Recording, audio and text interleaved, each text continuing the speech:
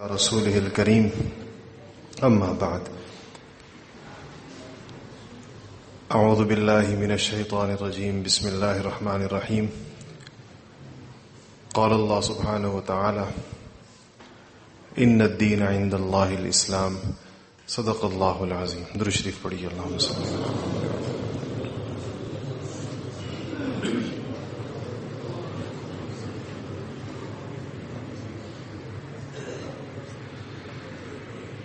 میرے محترم بھائی اور بزرگوں،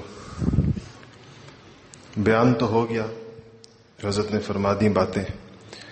میں آپ حضرات کے سامنے کچھ ایک بے تکلفانہ سا مذاکرہ کرنا چاہتا ہوں.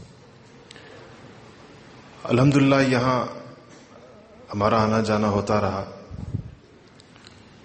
کبھی سیالکوٹ، کبھی پسرور، کئی ہر سال تو نہیں لیکن چند سالوں کے بعد پہلے بھی.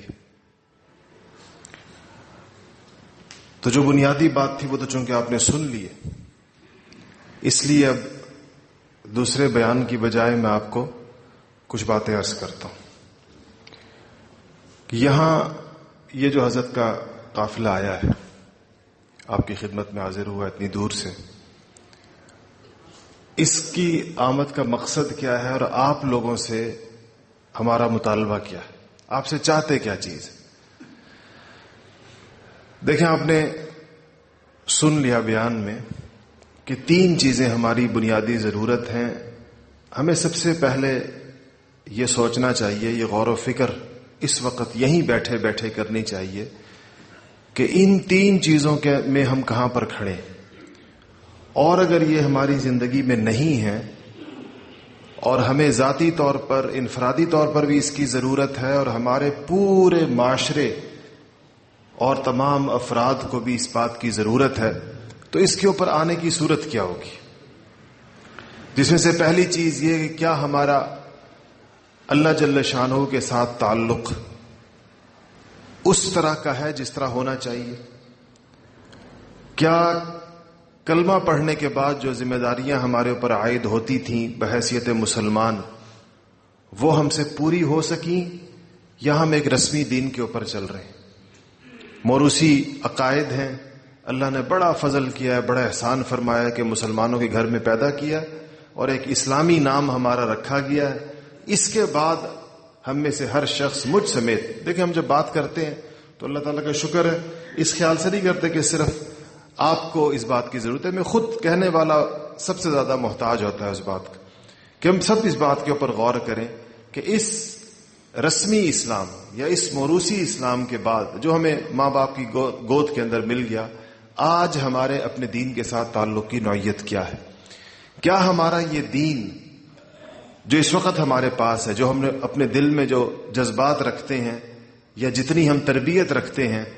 وہ ہمیں نفس اور شیطان سے بچا کر اللہ جل شانہ کے رستے کے اوپر، اللہ کے احکامات کے اوپر چلانے کے لیے کافی ہے یا ناکافی؟ یہ سوال جب ہم اپنے دل سے کریں گے تو ہمیں جواب آئے گا، اور لا محالہ ہمیں یہ جواب آئے گا کہ یہ موجودہ تعلق اللہ سے یا موجودہ تعلق دین سے یا اسلام کے اوپر ہمارا چلنا، یہ ہماری ضرورت پوری کرنے کے لیے کافی نہیں ہے، یہ ہماری دنیا اور آخرت بنانے کے لیے کافی نہیں ہے، یہ ہماری قبر، حشر، نشر، آخرت، میزان، قیامت کے دن تک کی زندگی کو سنوارنے کے لیے کافی نہیں ہے. تو جب یہ ہمیں خیال آ جائے گا تو ظاہر بات ہے کہ ایک عملی مسلمان کو یہ فکر پیدا ہونی چاہیے کہ پھر اب یہ ٹھیک کیسے ہوگا معاملہ، یہ درست کیسے ہوگا. دوسری چیز جو حضرت نے فرمائی وہ یہ کہ ہمارے سامنے اسلام کی تصویر درست ہونی چاہیے. ہم جس چیز کو دین سمجھتے ہیں، جس چیز کو اسلام سمجھتے ہیں، وہ پورا وہ دین ہے جو رسول اللہ صلی اللہ علیہ وسلم لے کر آئے، یا اس کی چند چیزیں ہم نے سنی ہیں، جانی ہیں اور اسی کو ہم دین سمجھ رہے ہیں، اور اللہ نہ کرے کہ دین کے اسی ناقص تصور کے ساتھ ہم دنیا سے رخصت ہو جائیں. تو دین کا کامل تصور، پورا دین، حضور اکرم صلی اللہ علیہ وسلم کی نبوت جو عالمگیر، جو آفاقی، جو قیامت تک کے زمانوں کے لیے اور جو ختم نبوت کے صدقے نبی کریم صلی اللہ علیہ وسلم کو اللہ جل شانہ نے جیسا وہ پورا ہمیں پتہ بھی ہو، اس کی تصویر ہمارے سامنے مکمل ہو، اس میں ہمارے کرنے کے جو کام ہیں، ہماری طرف جو احکامات متوجہ ہیں، ہم اس کے اوپر عمل کرنے والے ہوں، اس کی دعوت دینے والے ہوں اور اسی کو آگے چلانے والے. یہ دوسری بات ہے. اس پر ہم اپنے آپ کو غور کریں کہ ہم کہاں پر کھڑے. تو یقیناً ہم سب کو یہ جواب آئے گا کہ ہمیں اس حوالے سے تربیت کی ضرورت ہے، اس حوالے سے تصورات کو درست کرنے کی ضرورت ہے. اور تیسری بات یہ ہے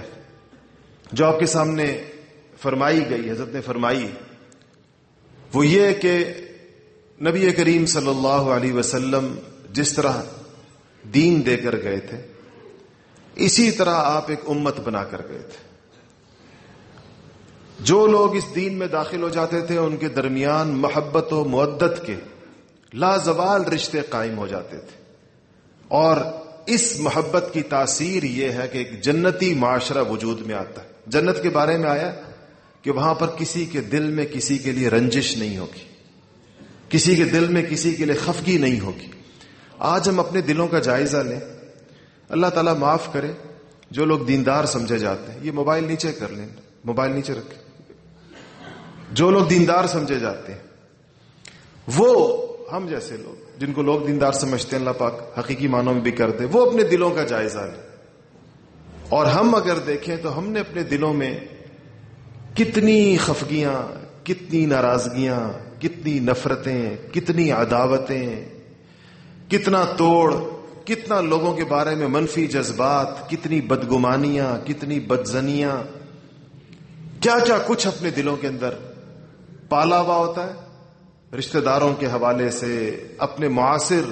اہل علم کے حوالے سے، دین کا کام کرنے والے دیگر لوگوں کے بارے میں. اور سچی بات یہ کہ کھینچا تانی کی زندگی ہم گزار رہے ہوتے. اسی نے ہماری، جو شروع میں حضرت نے بات فرمائی کہ ہماری زندگی سے جو سکون عنقا کیا، اسی کھینچا تانی نے کی. ظاہر بات ہے، آپ سوچیں کہ ایک آدمی ہر شخص سے کسی نہ کسی حوالے سے ناراض ہو. باپ بیٹے سے ناراض ہو، بیٹا باپ سے ناراض ہو، بھائی آپس میں ناراض ہو، رشتہ داروں سے الگ ناراضگیاں ہوں، مولوی صاحب ساتھ والی مسجد کے مولوی صاحب سے ناراض ہوں، مدرس صاحب دوسری کتاب پڑھانے والے سے ناراض ہو، ایک علاقے کے دیندار لوگ اسی علاقے کے دوسرے دینداروں سے ناراض ہوں، دکاندار اپنی ساتھ والے دکان والے سے ناراض ہو، فیکٹری والا دوسری فیکٹری والے سے ناراض ہو.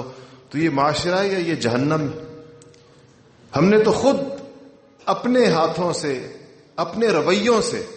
اس معاشرے کو، جو مسلمان جو ایک دوسرے کو ملتے ہوئے ایک دوسرے کے اوپر کیسی سلامتیاں بھیجتے ہیں، السلام علیکم ایک کہتا ہے، دوسرا وعلیکم السلام ورحمۃ اللہ. اس سلام سے جس قسم کا معاشرہ مطلوب ہے، وہ تو صرف سلام سے سمجھ میں آتا ہے. ظاہر ہے مسلمان جو زبان سے کہہ رہا ہوتا ہے، دل بھی تو اس کا رفیق ہوتا ہے. تو وہ مسلمان جو دوسرے کے اوپر زبان سے سلامتی بھیجتا ہے اور کتنی اچھی اس کو دعائیں دیتا ہے ملتے ہوئے، اس کے دل کی قلبی کیفیت کیا ہونی چاہیے اس وقت، تو وہ ہمارے درمیان نہیں رہی. اس نہ رہنے کا نتیجہ یہ ہے کہ یہ آج امت آپ کو اس حال کے اندر نظر آ رہی، جس میں وہ لوگ جو معروف معنوں میں دیندار نہیں سمجھے جاتے، ان کو تو آپ بالکل ہی چھوڑ دیں. دیندار سمجھے جانے والے لوگوں کو لے لیں، دین سے محبت کرنے والوں، دین کے نام پر جمع ہونے والوں کو، اور دین کا جذبہ رکھنے والوں کو، دین کی محنت کا ذوق رکھنے والوں کو آپ دیکھیں تو ان کے اندر بھی اس بات کی کتنی شدید کمی محسوس ہوتی. کسی کو بھی ہاں، کسی اور کو ہم کیا دیکھیں، ہر شخص ہم میں سے اگر اپنے دل کے اندر جھانکے گا تو اس کو خود ہی پتہ چل جائے گا، دوسرے کو کیا انگلی اٹھائیں اس کی جانب. تو یہ جو آپ کی خدمت میں یہاں پر حاضری ہوئی ہے، یہ ایک کام اور ایک محنت لے کر ہم آپ کے پاس آئے. یہ ایسا نہیں ہے کہ جیسے آپ لوگ عام طور پر لوگ سمجھتے ہیں کہ ایک پیر صاحب تشریف لائے، ان کا بیان ہو گیا، آپ نے اس میں واہ واہ سبحان اللہ کہہ دی اور پھر آپ اپنے گھر چلے گئے اور ہم اپنے گھر چلے گئے. یہ تو اتنے لمبے سفر کا یہ مقصد نہیں ہے بالکل بھی، نہ اس سارے کام کا. اس کا مقصد تو جو یہ ہے کہ جب آپ اس چیز کی ضرورت کو محسوس کر لیں، اور یقیناً آپ نے کر لی ہوگی اس مجلس میں بیٹھ کر کے واقعی ہماری ضرورت ہے، اب عملاً آپ کے سامنے یہ بات رکھی جائے کہ اب اس مسئلے کا حل کیا ہوگا، ہماری اصلاح کس طرح ہوگی، دین کا تصور ہمارا درست کیسے ہوگا. یہ امت پھر سے ایک امت کیسے بنے گی؟ جب آپ اس کی ضرورت کو محسوس کر لیں گے تو پھر ہم آپ کے سامنے ایک تربیتی نظم کی دعوت لے کر آئے ہیں کہ اس تربیتی نظم میں وقت لگانے کے لیے اپنے اوقات کو فارغ کر دیجیے. اور میں آپ کو صحیح بتاؤں، میں آپ لوگ اس بات پہ ناراض نہ ہو، آپ کے ساتھ میرا پرانا تعلق، میں نے سیالکوٹ چیمبر آف کامرس میں بھی یہ بات کہی تھی. آپ کے علاقے، آپ جو دیندار لوگ تشریف فرمائے، دیکھیں آپ دین کے نام پر آئے ہیں، اللہ کے لیے آئے ہیں یہاں پر، یہ آپ کی دینداری کی علامت. آپ لوگوں کو، خصوصاً اس علاقے کے لوگوں کو، آپ کو بہت سخت ضرورت ہے اس بات کی کہ آپ میں ایک مضبوط جماعت، لوگوں کی ایک اچھی خاصی تعداد. دیکھیں ہم پورے پاکستان میں گھومتے ہیں، اگر میں یہ بات کہوں تو آپ ناراض نہ ہو جائیں، لیکن آپ کو صحیح بات میں کہتا ہوں کہ دینی علاقے سے آپ لوگوں کا علاقہ بہت پسماندہ ہے، اور تھوڑا نہیں بہت زیادہ پسماندہ ہے. پورے ملک سے میں موازنہ کر کے کہتا ہوں، اس ملک میں شاید ہی کوئی ضلع اور تحصیل ایسی ہوگی جہاں میرا جانا نہ ہوا، اور اس کی کئی وجوہات ہیں، میں اس کی پر نہیں جاتا. لیکن آپ جو لوگ جو دین کے نام پر جمع ہوئے ہیں، اگر آپ اس فضا اور ماحول کو نہیں بدلیں گے اور صحیح معنوں کے اندر کوئی سنجیدہ دینی محنت یہاں پر نہ کی، تو آپ کے پاس کوئی ضمانت نہیں ہے کہ آپ کی آنے والی نسلیں مسلمان رہیں گی یا نہیں رہیں گی. کیونکہ جب بے دینی کی اس علاقے میں پھیلتی ہے تو وہ آگ کی طرح پھیلتی ہے. اور آبادی کے اعتبار سے گجرانوالہ ڈویژن، یہ گجرانوالہ ڈویژن میں آتا ہے نا، پاکستان میں غیر مسلموں کی سب سے بڑی تعداد اس ڈویژن کے اندر، پورے پاکستان. ایسے ہی نا، قادیانیوں کی، عیسائیوں کی سب سے بڑی تعداد اس علاقے کے اندر. تو یہ کوئی ایسی آپ کے لیے وہ نہیں کہ آپ لوگ اس پر فکر مند نہ ہو. باہر سے آنے والے مہمان آپ کو فکر مند کر کے جا سکتے ہیں، آپ کا دل کا دروازہ کھٹکھٹا کے جا سکتے ہیں، لیکن اس علاقے کے اندر دین کا کام یہ آپ کو خود کرنا ہوگا. ہر علاقے کے لوگ اپنے علاقے کی دینی فضا کے، اپنے علاقے کے اندر دینی محنت کے، اپنے علاقے میں لوگوں کو اسلام کے اوپر کھڑا کرنے کے، اپنے علاقے کے لوگوں کو صحیح معنوں میں رسول اللہ صلی اللہ علیہ وسلم کا امتی بنانے کے خود ذمہ دار ہوتے. اس کے لیے آپ کو کرنا کیا چاہیے؟ یہ آپ اتنے سارے لوگ ماشاءاللہ یہاں پر بیٹھے ہیں، میں اس کو آپ کے علاقے کے اعتبار سے بہت بڑا مجمع سمجھتا ہوں جو یہاں بیٹھا ہوا ہے. اگرچہ ہمارے باقی اجتماعات جو ملک کے دیگر حصوں میں ہوتے ہیں، آپ جتنے ہزار تشریف فرمائیں، اس سے 100 گنے بڑے مجمع بھی ہوتے ہیں. ابھی ہمارا آج صبح، کل صبح الحمدللہ پشاور کا اجتماع ختم ہوا، تو مجھے تعداد تو نہیں پتا، لیکن یہ جتنا مجمع بیٹھا ہے میرا اندازہ ہے کہ اس کو 100 سے 150 سے 200 سے ضرب دیں تو یہ مجمع ہو. لیکن آپ اس علاقے میں اس کو بہت بڑا مجمع سمجھتا ہوں، جتنے لوگ آپ تشریف فرمائیں. اس سے کہ نوعیت علاقوں کی مختلف ہوتی ہے، اور کچھ نہ کچھ ہمیں اس گھومنے پھرنے، آوارہ گردی کی وجہ سے پتہ بھی چل جاتا ہے مختلف علاقوں میں صورتحال کیا. آپ حضرات جو یہاں کے رہنے والے ہیں، اس پورے علاقے گجرانوالہ ڈویژن کے کسی علاقے سے بھی آپ آئے ہوں، چونکہ ڈویژن کی سطح پر اجتماع ہوتا ہے ہمارا، میں آپ سے خاص طور پر یہ بات عرض کرتا ہوں کہ آپ لوگ یہ جو اللہ نے آپ کو اپنے دین کا تعلق عطا فرمایا ہے، دیکھیں جس علاقے کے اندر جو چیز جتنی کم ہوتی ہے اس کی قیمت اتنی زیادہ ہوتی ہے. کہیں پر جب، اسی لیے آخری زمانے کے دینداروں کے لیے نبی کریم صلی اللہ علیہ وسلم نے عجیب عجیب بشارتوں کا اور ان کے لیے ان کے اعمال کے وزنی ہونے کی ان کو بشارتیں سنائی ہیں کہ جب باقی سارا معاشرہ مخالف ہو جائے، سارا معاشرہ تائید نہ کر رہا ہو، اور وہ چیز کبریت احمر کی طرح نایاب ہوتی ہے. وہ چیز دنیا میں ہر وہ چیز جو نایاب ہے وہ قیمتی ہے. ہیرا کیوں قیمتی ہے؟ نایاب ہے، بہت تھوڑا ہوتا ہے. پتھر کیوں سستا ہے؟ کہ بہت زیادہ ہے. تو یہ آپ لوگوں کو جو اللہ پاک نے دین کا تعلق نصیب فرمایا ہے، اس کے شکر کا ایک تقاضا ہے، کیونکہ ظاہر بات ہے کہ آپ اس علاقے کے دیندار لوگ ہیں، جبھی یہاں پر تشریف لائے ہوئے اس وقت بیٹھے ہوئے. اس کے شکر کا تقاضا یہ ہے کہ آپ ایک سرگرم دینی محنت کے اندر اپنے آپ کو کھپانے کی نیت کر لیں. صرف اس پر مطمئن نہ ہو کہ الحمدللہ ہم 5 نمازیں پڑھ لیتے ہیں. کچھ علماء کے ساتھ ہمارا اٹھنا بیٹھنا ہے، کہیں پر آواز لگتی ہے کہ دینی مجلس ہے تو ہم اس کے اندر چلے جاتے ہیں. کچھ اللہ کے رستے کے اندر تھوڑا بہت صدقہ خیرات بھی ہم کر دیا کرتے ہیں. بعض اوقات انسان اتنی دینداری کے اوپر بہت مطمئن ہو جاتا ہے، اور جو دوسروں کو دیکھتا ہے تو کہتے ہیں ان سے تو ہم 1000 درجے بہتر ہیں، ان کو تو یہ توفیق بھی نہیں ملتی، فلانا تو نمازیں بھی نہیں پڑھتا، فلانا جو ہے اس کا تو علماء کے ساتھ تعلق نہیں، مجھے اتنی اس پر نہیں. اگر آپ سرگرمی کے ساتھ، اتنی اس بات کی مثالیں موجود ہیں، ایک مختصر سی جماعت صحیح معنوں کے اندر ایک فکر کے ساتھ کسی چیز کے اوپر جب کھڑی ہو جاتی ہے، اس کی برکت سے اللہ پاک پورے علاقے کی فضا کو بدل دیتے ہیں. اللہ جل شانہ اس کی اس محنت کو ایسے قبول کرتے کہ ہوا چلا دیتے ہیں اللہ جل شانہ، اور اس ہوا کے نتیجے کے اندر ایک دو نہیں، سینکڑوں، ہزاروں، لاکھوں انسانوں کی زندگیاں بدل جاتی ہیں. یہ جس کام کو لے کر ہم آپ کے پاس آئے ہیں، اگر آپ اس کی ترتیب کو سمجھ لیں اور اپنے اوقات کو اس کے لیے لگا دیں، اور یہ جتنے آپ حضرات تشریف فرمائیں اس وقت اس مسجد کے ہال اور برآمدے میں، میں اپنے پورے یقین کے ساتھ کہتا ہوں کہ آپ اس پورے علاقے کے لیے آپ لوگ کافی، بشرطے کہ آپ اس ترتیب کو سمجھ لیں اور اس کے اوپر آپ باقاعدہ سنجیدگی کے ساتھ آپ اس کے اوپر آ جائیں. یہاں سے ہم نے بہت پہلے سے بڑی ہم نے اس پہ کوشش کی، یہاں کے جو ہمارے ساتھی ہیں ایک ایک کو ہم اس پر آمادہ کرتے رہے، خاص آپ کے اس علاقے کی دینی ضرورت کی وجہ سے، کہ ان سے میں کہتا رہا اپنے ساتھیوں کو جتنے یہاں پر ہیں، یہ سارے یہاں گواہ بیٹھے ہوئے جو موجود ہیں، کہ آپ لوگ سنجیدگی کے ساتھ وقت لگائیں کربوغا شریف میں، اور پھر ان علاقوں میں آ کر محلوں میں، شہروں میں، تحصیلوں میں، جگہوں میں، ہر جگہ باقاعدہ ایک منظم طریقے کے ساتھ بھرپور محنت آپ شروع کریں. انشاءاللہ آپ کو اس کے نتائج ملنا شروع ہو جائیں گے، آپ کو اندازہ ہو جائے گا اس بات. ابھی بھی الحمدللہ چند لوگوں کے جانے آنے سے اور ان کی اس کی فکر کرنے سے ہم محسوس کر رہے ہیں کہ الحمدللہ لوگوں تک بات پہنچ رہی، اب لوگ اس کی طرف آ رہے ہیں. اس کے لیے جو چیز آپ سے درکار ہے، اور میں یہ چاہوں گا کہ آپ اس کو سنجیدگی کے ساتھ اس کے اوپر جو ہے آپ غور فرمائیں. تو چیز یہ ہے کہ ہم کم سے کم اس بات کی گزارش کرتے ہیں کہ اس بات کو سمجھنے کے لیے جو آپ کے سامنے پیش کی گئی، اس پر عملی طور پر اس کے اوپر آنے کے لیے ہم 40 دن کا مطالبہ کرتے ہیں. ہم یہ کہتے ہیں کہ ایک چلہ کربوغا شریف میں آ کر آپ لگائیں،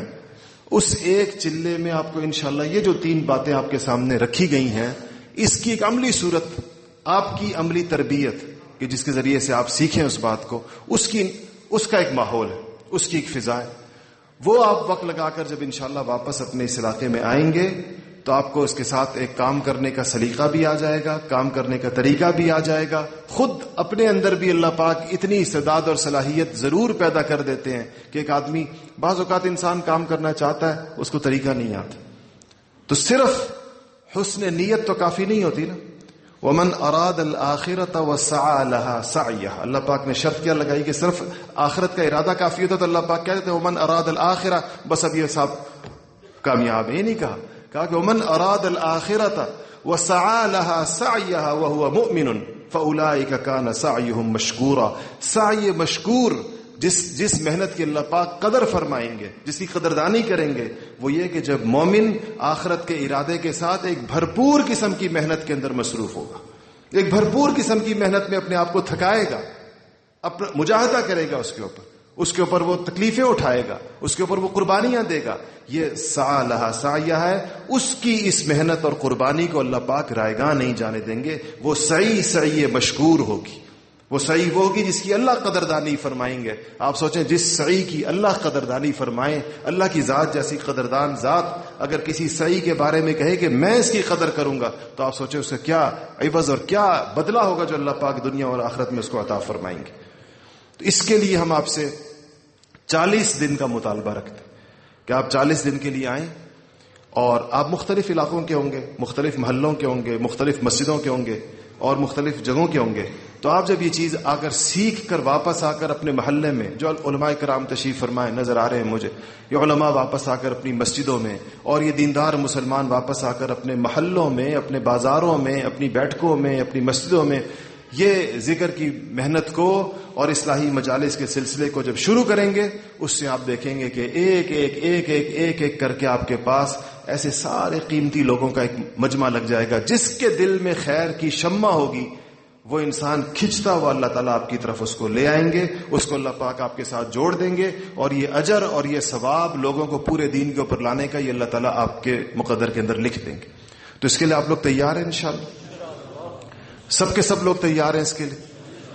اور دوسری چیز اس کے ساتھ ابھی کہتے ہیں، یہاں پر تو چونکہ ظاہر بات ہے دوسری بات کرنے کے لیے یہ پہلی بات ہی اس کا مقدمہ تھی،